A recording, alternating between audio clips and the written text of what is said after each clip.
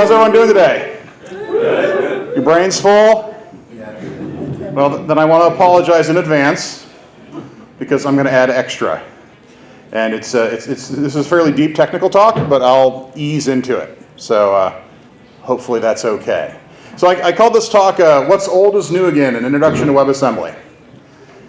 And that's because WebAssembly it seems like a hot, new, cool thing, but actually it's a rehashing of an old idea. And these things happen, right? There's these natural cycles that happen in technology where one of the talks today was about server-side rendering of HTML. I'm like, oh wow, JSPs are new again.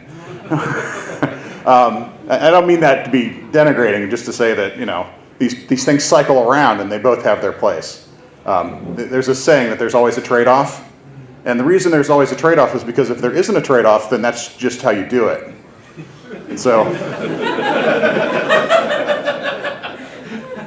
And so we are always making trade-offs when we build software. And so we trade off a little bit too far in one direction, and then we trade back a little too far in the other direction. We go back and forth, and so these technologies sort of rotate around. So anyhow, my name is Guy Royse. I'm not actually that wide in real life. I'm actually more circular and less oval. But this will do. I'm a developer evangelist with DataRobot. And so if you're not familiar with developer evangelism, it basically means that I'm working right now. I get paid to come to events like this and say that DataRobot is awesome, you should go check us out. So DataRobot is awesome, you should go check us out. Hopefully you grab some of the stickers back there. I put a pile of robots there and they were gone in like 3 seconds, so everyone likes our logo. If you want to follow me on Twitter, I'm @GuyRoyse. You can also get some of the code samples and stuff here on my GitHub account. I've got a redirect at code.guy.dev. And my website has been not updated in, I don't know, 6 months at guy.dev. Yes, I have guy.dev as a domain name.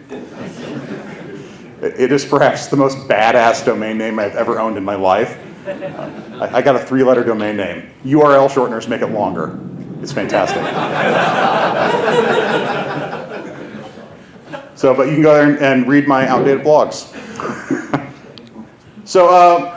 This is a talk on WebAssembly, and what is WebAssembly? I asked my computer wife Karen, for the SpongeBob fans out there.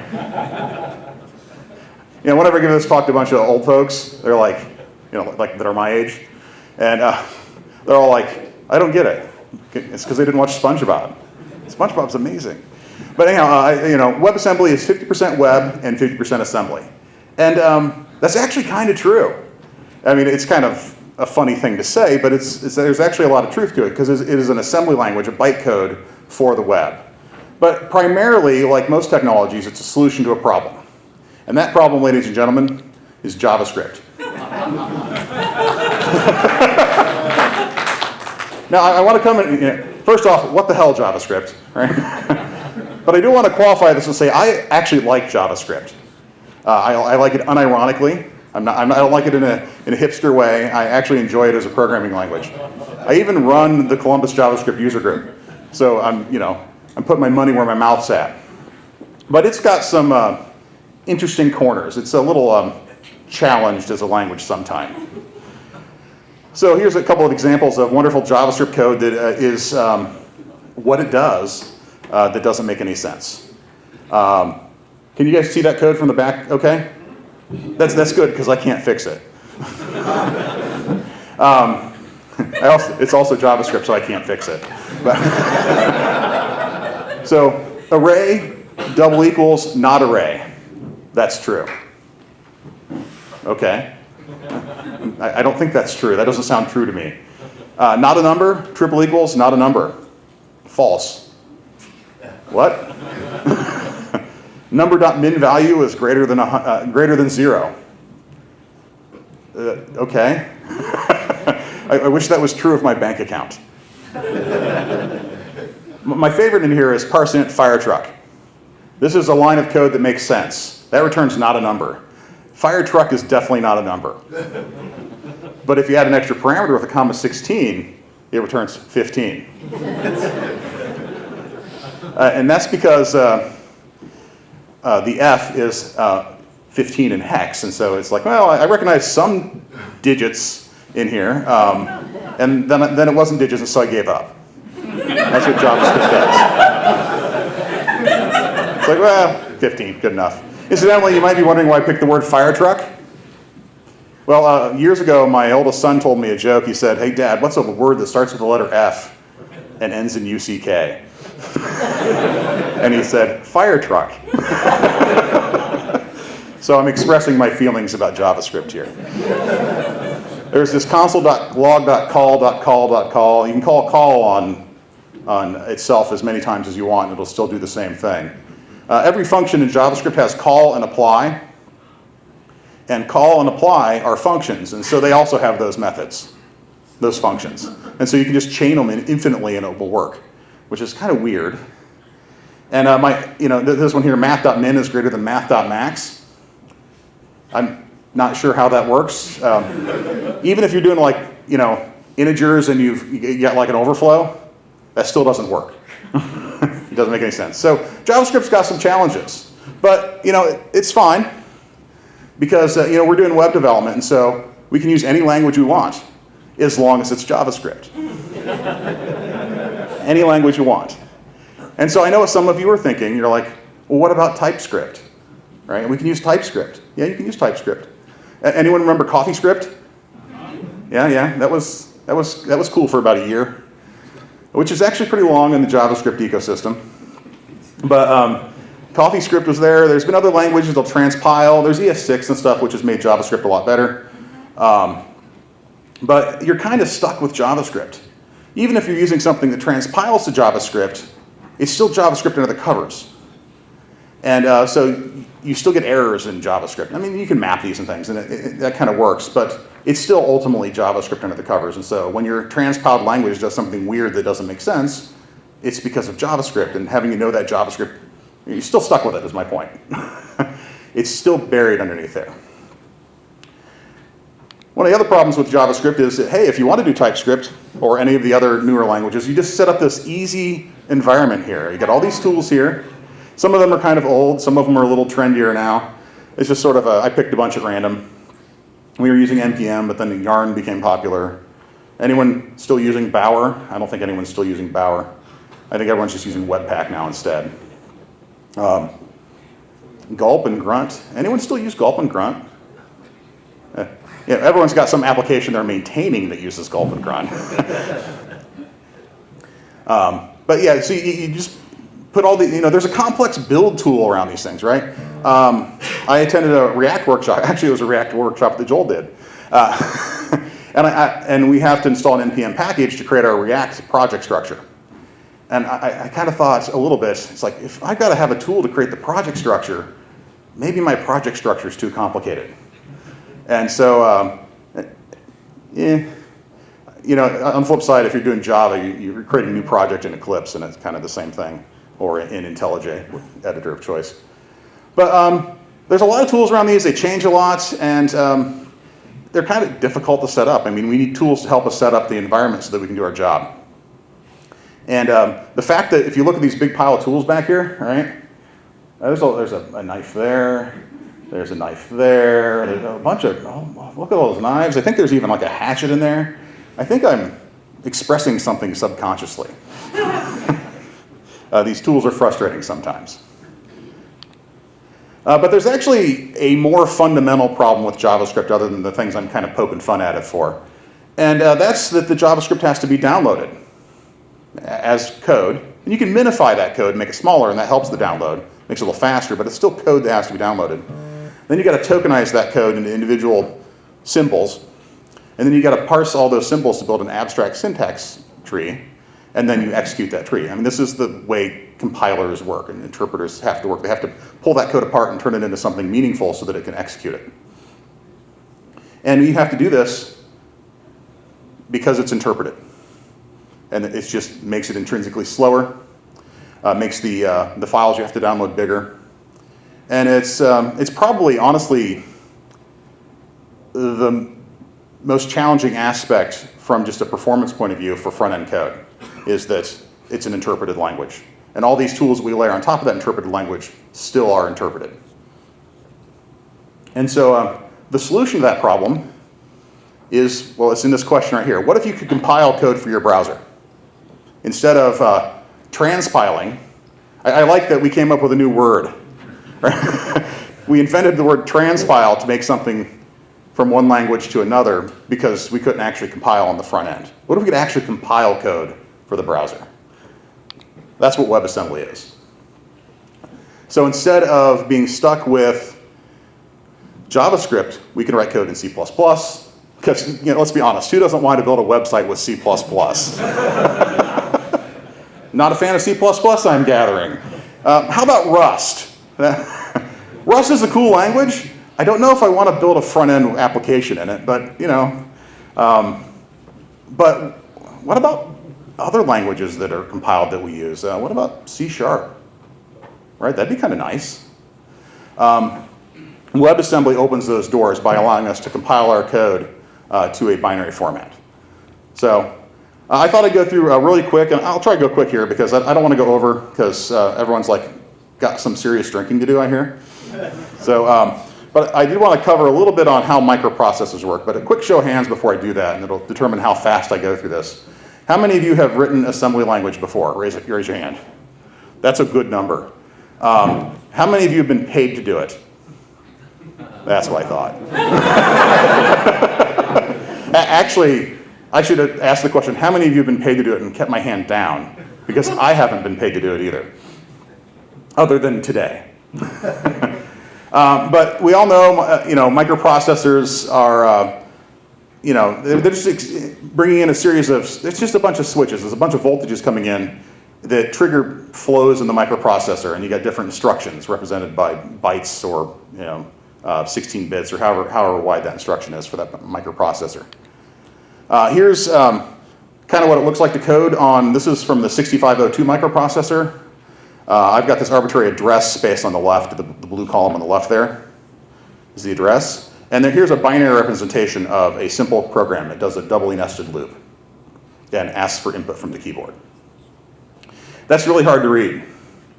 Turns out writing code for microprocessors is kind of a low-level, mind-numbing task. And so you could represent those as hex, which we do here, and that's a little better, right?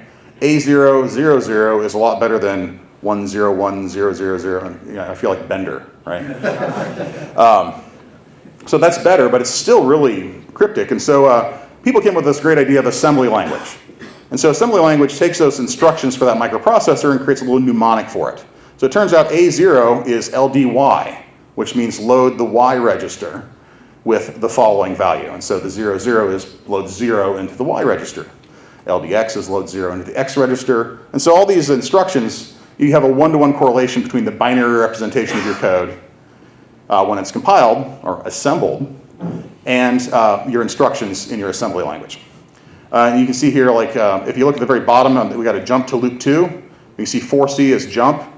0402, that's an address, and you can see the big endian notation there because the 02 is the second byte.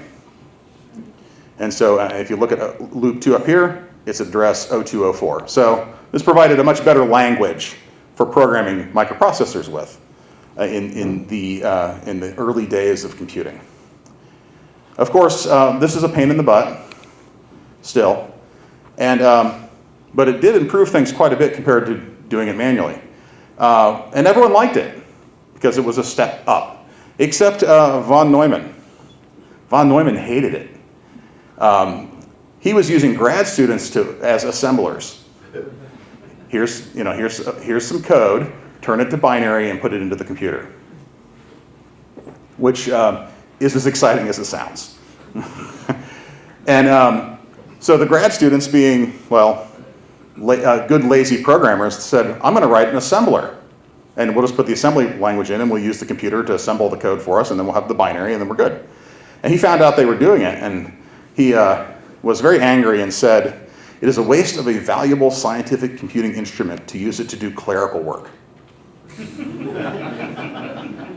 Now, I don't know about you, but every job I've had has been using a computer to do clerical work. I think it's kind of funny because even the most genius people can sometimes be blind to things.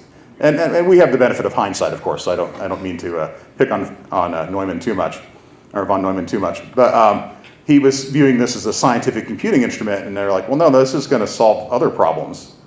And now we use it even more. I would say the bulk of computing isn't even clerical work anymore. It's entertainment. I mean, how many GPUs do you think you're using for Facebook to pick what article you should see? Well, that's a bad example. That's not always entertaining. But Netflix is doing that, right? I mean, it's just all this compute's going to figure out to entertain us, not even for clerical work. So he's probably spinning in his grave, but I appreciate his contribution to computing. So, however, he would be very proud of me because that code I showed you earlier, this is when I wrote it. This is a folder I have in my house. So I did this in the 80s when I was in high school. And I actually wrote the assembly code on the left, and I put the addresses there, and then I hand assembled it, and it loops through and scans the keyboard input. So I did write by Feynman, von Neumann. Eventually, everyone said, hey, this assembly language thing kind of sucks, because it kind of does. It can be fun for small problems, but if you do anything big, it's very challenging. Anyone do the NES emulator programming in here? Anyone? It's using this assembly language to create your own video games. People are creating their own video games for NES emulators. And it's using the 6502 microprocessor. And it's like, you know, I'm going to go hiking. Camping, drinking, something, right? So higher order languages were invented. This is some C code. And it does effectively the same thing. And we would compile that C code and get the same sort of binary output. And that was a big improvement, and we could run it on our 6502 microprocessor. But there was a problem with that. Not everyone had a 6502 microprocessor. It turns out there's a lot of microprocessors, right? And so you'd have to take your C code and compile it for all the microprocessors you wanted your code to run on. And well, this was a little bit of a challenge. So you had to compile these binaries multiple times. You'd run into situations where you would have backwards compatibility. So like in the 86 series of microprocessors from Intel, you would compile to the lowest common denominator for the marketplace. So I'm cool, I've got a 486 microprocessor because it's 1984 and I've got high-end stuff. But there's people that still have 286s out there, and we wanted to work on all those machines, and so we would compile it for the 286, and then it would work on all future machines, and I wouldn't be able to get the advantage of having bought a more powerful machine. And so, as it has been said many times, there is not a problem in computing that can't be solved with another layer of abstraction. Enter the VM. And when I say VM, I don't mean virtual machine in the sense of like the Java virtual machine, or as in like a VMware or something like that. I mean in the sense as the Java virtual machine, creating a virtual microprocessor with its own specific machine code, its byte code that it can interpret. And so my introduction to this idea was with Java in the 90s, where we had the fabled write once, run anywhere slogan that everyone said, and then everyone mocked it as write once, debug everywhere. And they created this virtual microprocessor that you could compile to, and then they compiled that virtual microprocessor to all the microprocessors they needed to. And that made stuff a lot better, although initially it was slower. And then they started doing just-in-time compilation of that byte code, and they could target the specific microprocessor on your machine, and things got a lot faster. WebAssembly is doing the same thing as the Java virtual machine did. The only difference is here's a picture of how a virtual machine works. I forgot about this slide. So we got our C code here. It's not C code now, it's Java code. And you can tell if you look here, I don't know if you can see it on this or not, but the first 4 bytes say Cafe Babe. Every Java class file starts with that, which is kind of fun. And then it runs on that virtual machine, which then runs on the actual machine. And we would be able to do just-in-time compile these and target your specific machine, and it makes stuff a lot faster. WebAssembly is doing that same thing, but instead of running on a microprocessor, it's running in your browser. So, and then your browser is then optimized for your particular computer. Probably. Actually, at a certain level, you don't care, right?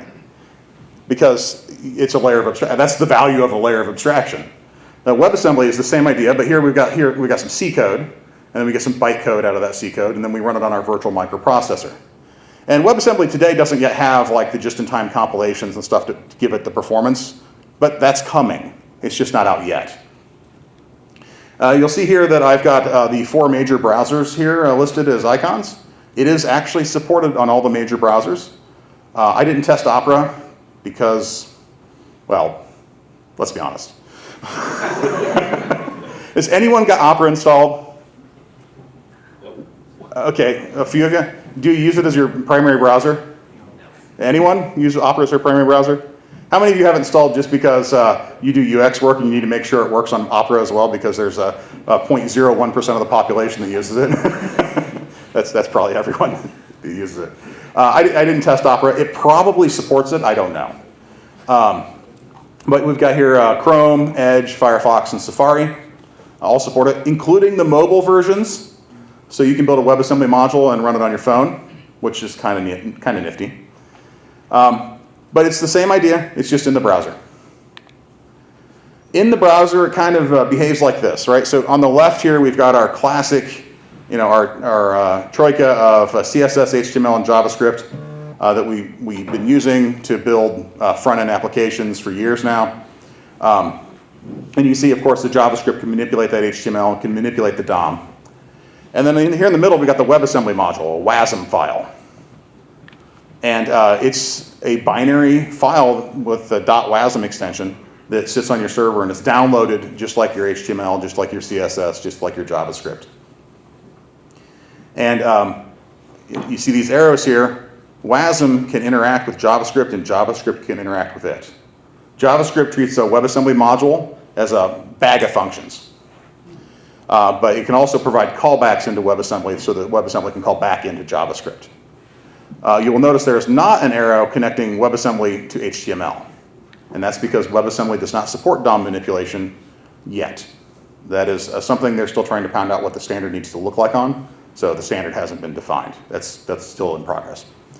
And so you're looking at this saying, this doesn't sound very useful, right? Well, the reality of it is it's not, right?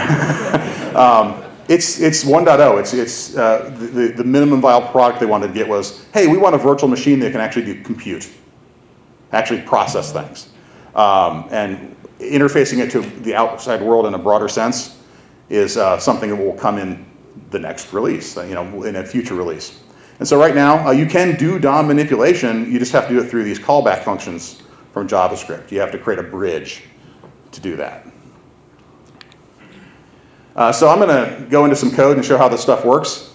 I'm going to primarily be using JavaScript for the client side because there's a fair bit of JavaScript you still have to do yet with WebAssembly. You can't just put an HTML tag that says, script source equals WASM module, type equals, WebAssembly / binary or whatever. You can't do that yet. You actually have to write JavaScript code to fetch it and bring it down and instantiate it. So we'll have examples in JavaScript. I've also got some sample code in WebAssembly Text Format. That's the assembly language for WebAssembly bytecode. WebAssembly is slightly misnamed because it's really web virtual machine, right?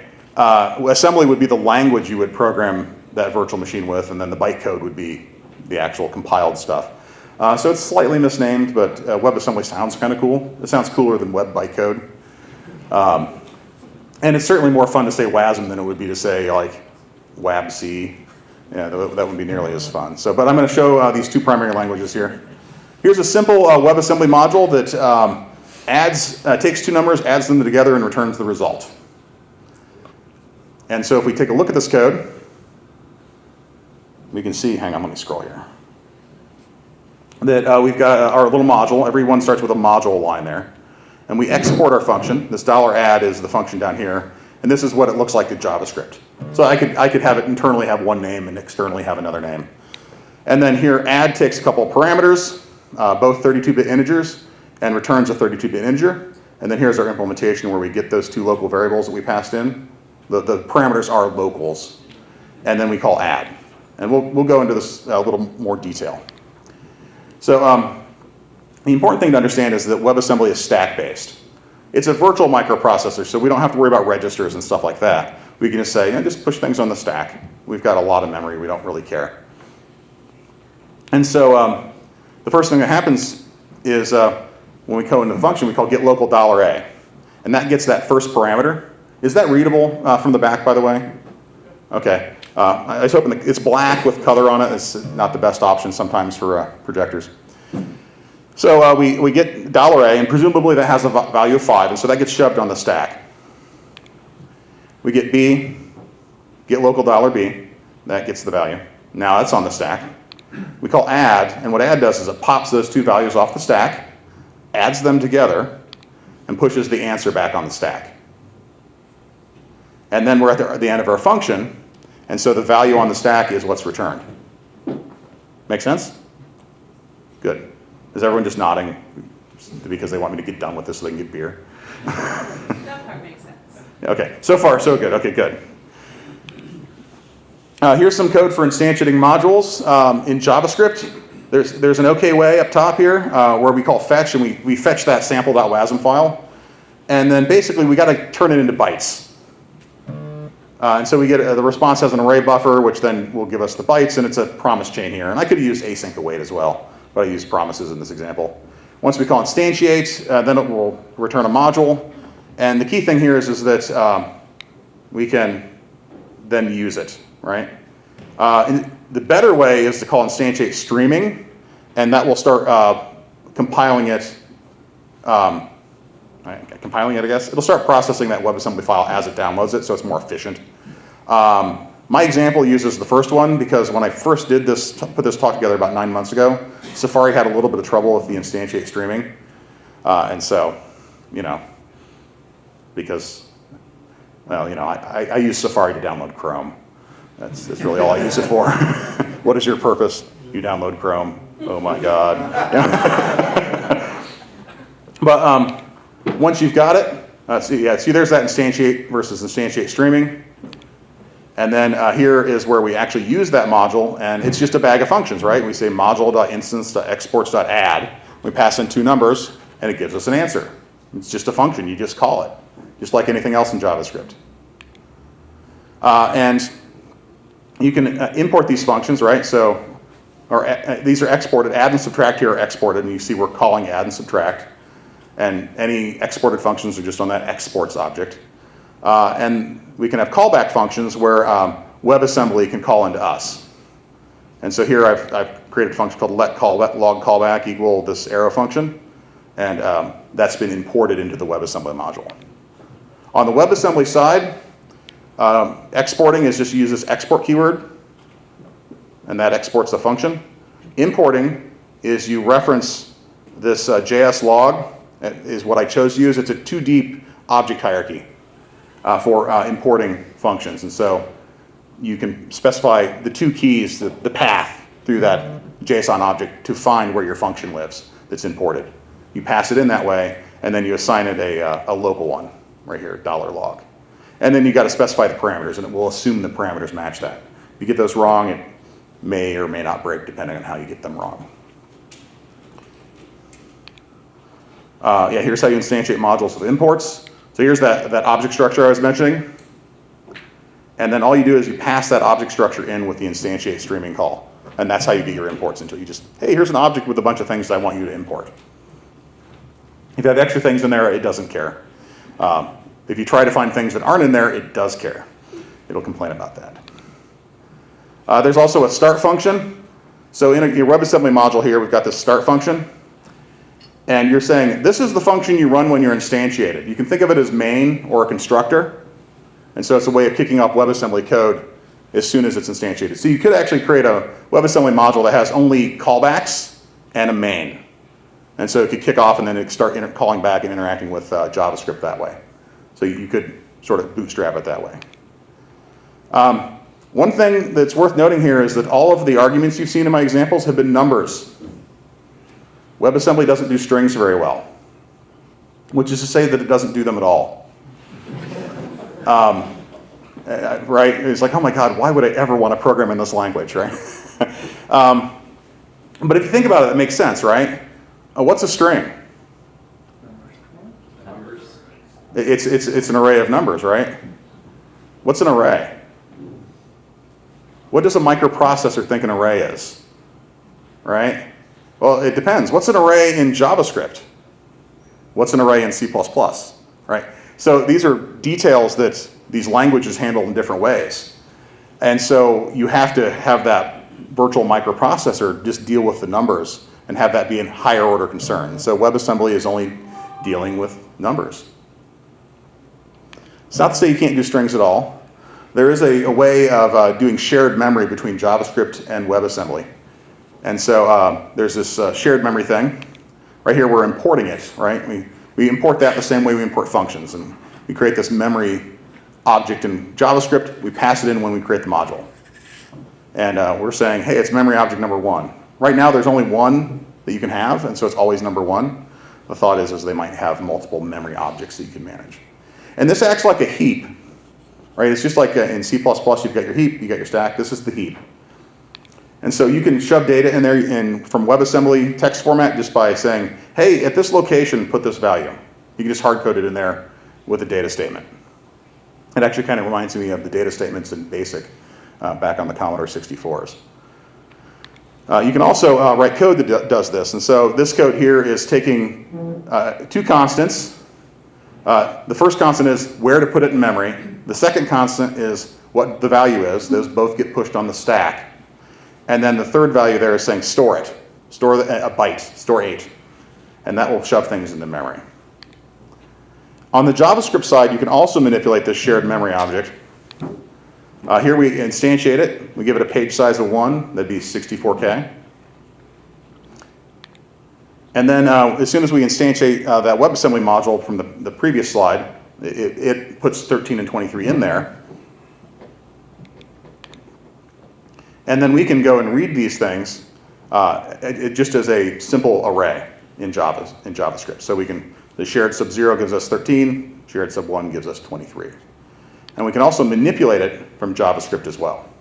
So JavaScript can put things into this shared memory, and WebAssembly can put things in this shared memory. I mean, I guess that's why it's called shared memory, right?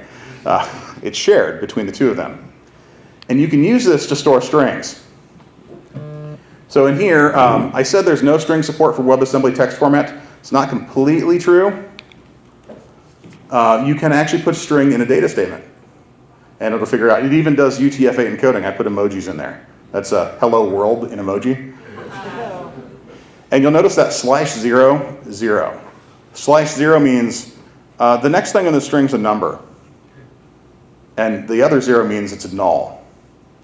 So I have inserted a null-terminated string that's UTF-8 encoded into this memory. It's a C all over again. It was actually kind of fun doing this because it was very nostalgic to play with this stuff. But it just shoves that in memory. And then you can even, you got this function that returns the hello world string. Well, it's going to return the location in that shared memory for where that string starts. So this is a way you can do strings in WebAssembly, is you do them basically the way you did them in C. I'm returning a pointer to a location in memory for that value. On the JavaScript side, you can then, pull that out. And I've got some code here. I'm going to skip it here. You just go out and get this, hey, this function returned me 0. Okay, what's at 0? Find from position 0, go find the null at the terminator, and then decode that using this text decoder. It's straightforward code, but it's a way that you could share strings from WebAssembly to JavaScript back and forth. A lot of other stuff it supports. There's locals, there's globals, which is sort of like shared memory for one individual value. There's S expression syntax to make your code a little easier to read.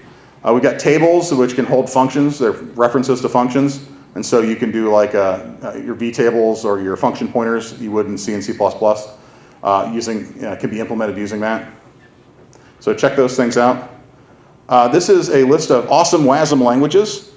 At the bottom here, it's a really cool resource. It's got a list of all these WebAssembly tools and languages, and it's got a little, either an egg emoji,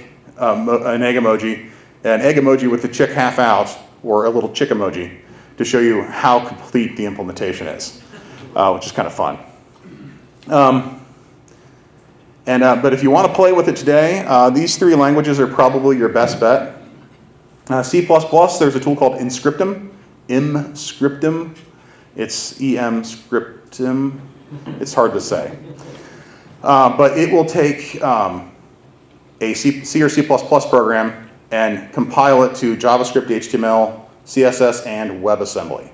And so if you have something that like interacts with standard out, it'll create a console and all the bridge code to make it work, and then have its core functionality be in WebAssembly.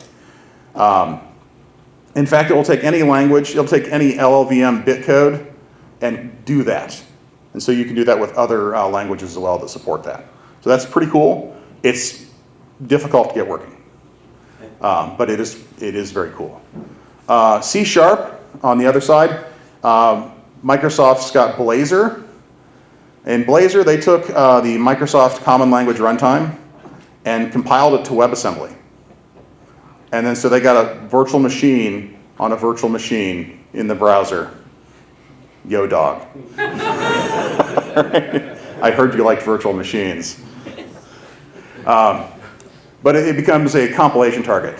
So to say that C# is supported, is a language that you can write WebAssembly with is not completely accurate. WebAssembly is a target that you can compile a .NET application to and get it to run on. Now, I haven't tried this myself. I'm not really a big .NET person, but it's certainly, they're using WebAssembly to do a higher level technology, and it's a really good application for it. I'm waiting for someone to do the same thing with the Java virtual machine, because I'm going to bring applets back. The best language, if you don't want to use WebAssembly text format, would be Rust, right here in the middle. And Rust has got support out of the box for WebAssembly, and it just works. It's actually pretty cool. It's probably got the best support of any language out there. And so in my demo, I have an implementation of FizzBuzz that I'm going to do. And I have a Rust version as well. And so hopefully I can get through the demo in time. I don't want to go too long, but it is demo time. So let's try it. Okay, so whatever. So I've got, how many of you are familiar with Jasmine? Okay, so I've got this little Jasmine project here. I've got a spec file, and I've got no implementation. I've got this little spec helper, which just turns the randomness off. And I've wrote this little helper function for load WASM. And you'll see here, this is fetch, array buffer, instantiate. That's that code we saw earlier. I'm going to use that. And I'm going to code up FizzBuzz. But because I can't do strings easily, I'm going to return -1 for fizz, -2 for buzz, -3 for FizzBuzz. And then otherwise, I'll return the number you handed. Make sense? Okay, let's get started.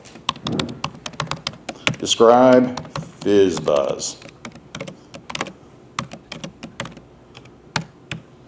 I'm going to use all the fancy arrow functions and all that stuff.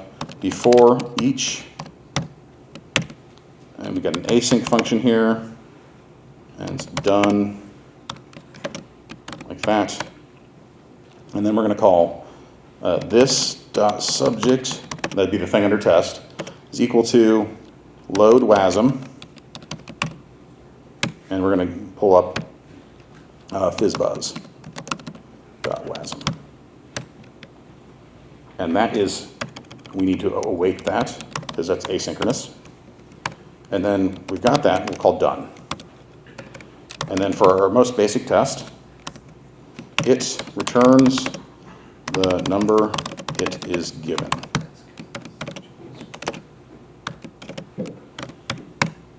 And we'll say expect. So this is going to be, hey, you hand me a 1, you get a 1. This.subject.fizzbuzz 1 to be 1. There we go. So we've got a test. Let's get it running. I need to get my server started, so python-m http.server ampersand, background it. And then we'll reload this. And it's going kind of slow. What's going on here? There we go. Timeout. It tried to load the WebAssembly module, but one doesn't exist. So I've got a failing test, and it failed for the expected reason. So let's create a WebAssembly module. So I'm going to call it fizzbuzz.wat for WebAssembly text. WAT. And actually, the tool I'm going to use is there's a command line tool. It's part of a tool called Wabbit, which is the WebAssembly binary toolkit. And so Wabbit's got WAT to WASM, which takes a WAT file and turns into a WASM file, which is then the WebAssembly binary, which we can then use. So WAT to WASM is part of WAT. It's very wascally. Okay. Let's define a function. We'll call it fizzbuzz. And it takes a param of, we'll call it $num, and it's a 32-bit integer. And it has a result, which is a 32-bit integer. And the minimum thing that will work here would be to return a 1, right? So I32 const. So we're going to take a constant, 1. Now we've got our function, we need to export it. Export as fizzbuzz. Func $fizzbuzz. So we could use Wabbit. I also got another tool here. It's called it's an extension for or plugin, whatever it's called, for Visual Studio Code, and I can say save as WebAssembly binary, and it asks me if I want that file name. I do, and now we have a WASM file. And if we look at the WASM file, it says, "Do you want to open it anyway?" Yeah, sure. And it has disassembled my WebAssembly file. So this is a binary file that is turned back into code. And so you can see this is very similar to the code I wrote. It added this type here for the type of the function signature. They each get their own unique type, which comes up when you're doing tables, and so it always adds that. But this should pass. Let's see if it does. It does! I'm awesome.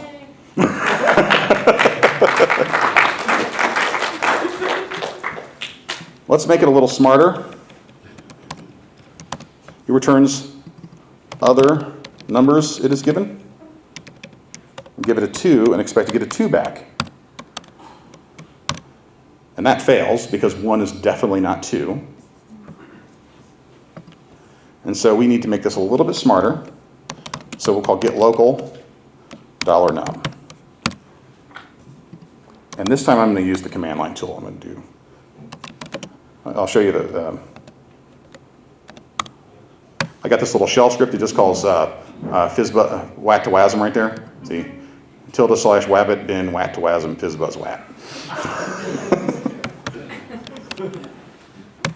All hiding in the wat build. And let's see if that works. It does.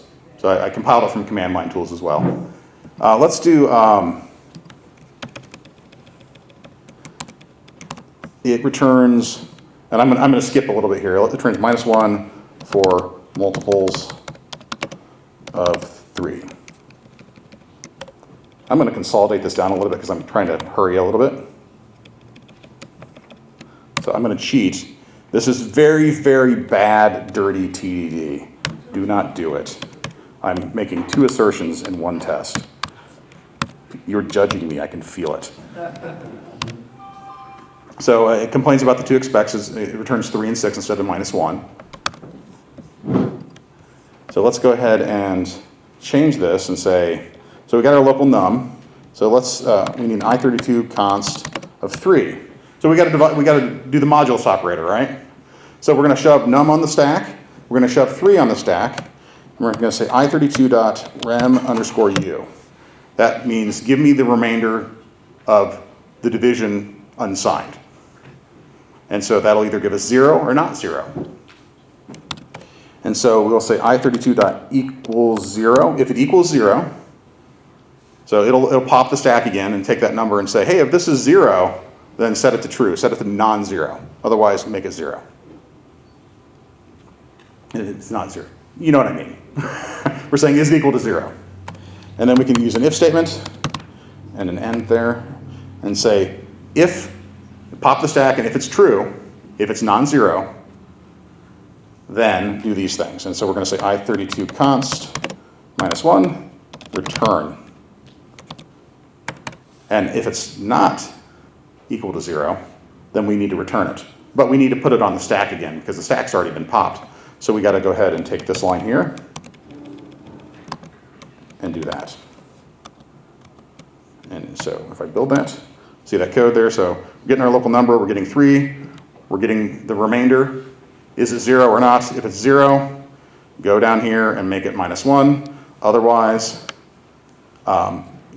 get the number we were handed. And this should pass, and it totes does. Oh, yeah. Oh yeah, I'm a big old badass. We'll do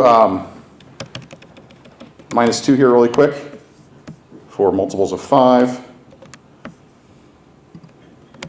And we'll do 10. Or no, we'll do 5 and 10.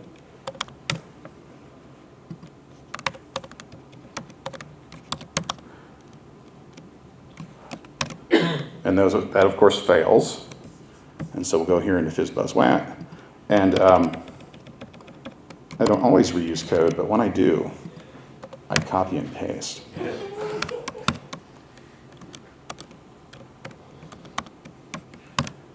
Now that works, obviously, right? But I did copy and paste.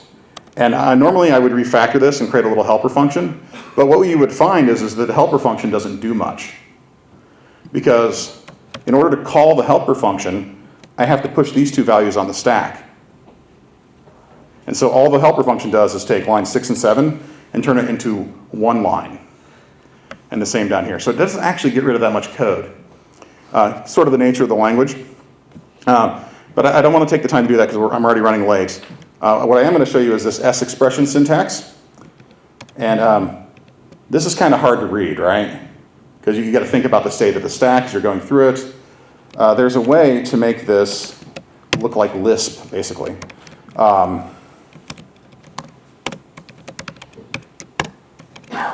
By using parentheses. And so it will do what's in the innermost parentheses first. And so it'll get this, and then it will execute that. And so now this looks like I'm calling the remu function. So that's a little easier to read. I could do it like this. It might make it a little... Nah, we'll do it as one line. And then this guy here, we can do the same thing. I kind of feel like this is a little more readable in that scenario. So if the result of calling this is equal to 0, and then we can do the same thing with our if statements. We say if, then,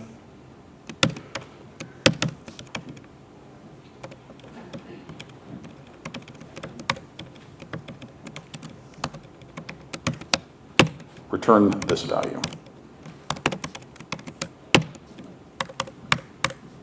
So this is looking more like a programming language you might actually want to use. And I'm going to go ahead and make this. Everyone's like, no, it's not. Well, if it helps, I'll make it a one-line if, because everyone likes one-line ifs, right? Everyone's like, get him off the stage now! Kill it with fire! But so I can refactor my code down to something like this. And then just for utter completeness sake, consistency is the hobgoblin of a small mind. I don't remember who said that. Someone smarter than me. And we see it still passes. So that's cool. I want to do one more thing for the demo here. You'll notice that I've got this fizzbuzz.rust.rs. Right? This is a perfectly viable fizzbuzz implementation. I'm going to change it so that it fails. If it's a multiple of 3, it's going to return -10.